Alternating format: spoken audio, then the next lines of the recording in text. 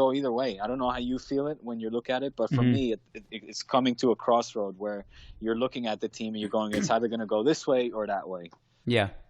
Yeah, here's what my assessment of Barcelona is so far this season. And I will try to ignore the Dinamo Kiev result because Dinamo Kiev, it was this weird game. I wonder, like, they missed, like, what, how many players? I could just give you the number: Yeah. 1, 2, 3, 4, They had 5, 13 6, players 7, 8, available. 9, 10, 11, 12. They were missing 13 players, had 13 players available. I couldn't tell you. I don't know enough about that team to tell you which ones were key players and which ones weren't.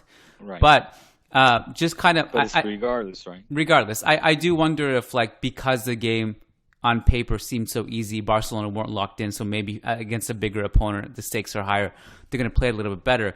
But here's what I think we can take away, not only from that game, but also from their entire season so far, is that I think the De Jong thing at central defense, by the way, I think it's not his fault, first of all, to be put in that position.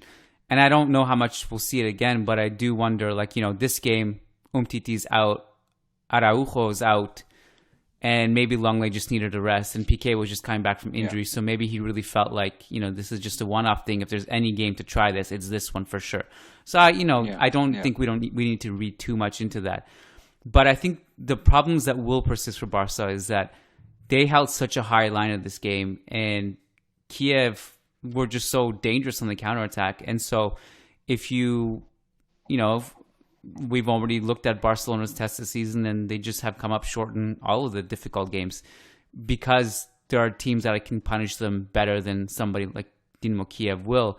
Yeah. And I don't think their transition defense has been good enough to cover for that high line. No. And I do think once Koeman settles on his central pivot, it really should be probably Pjanic and De Jong. And I do think Ricky Puig could really, really help in this situation in the double pivot because he's a good...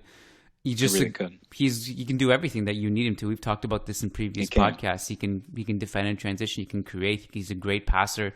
He's a good dribbler. And the other thing is too, like you asked me, like the fear factor. At this point, Griezmann does not scare me. In a Clásico. Yeah. But you know who actually? Even Messi has lost it. Yeah, Messi is a whole different conversation. But you know who does scare me? I don't know if scare is the right word, but at least would induce some fear into me a little bit, is Dembele. Fati does for sure. Exactly. Pedri does. I don't know if he's above necessarily even those two players, but Dembele when he came off the bench, he was not good this one. Who, Dembele? Yeah. No, Pedri. Dembele came in. He had that one ridiculous shot that was going top corner. Amazing.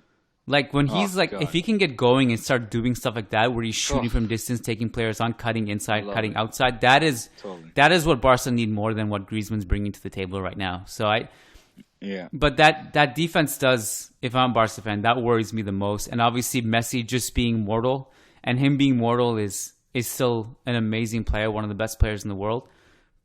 But him being mortal, obviously it's understandable. He's a bit older, but that stuff, maybe that bailout factor goes out the window a little bit. So that's kind of the question is,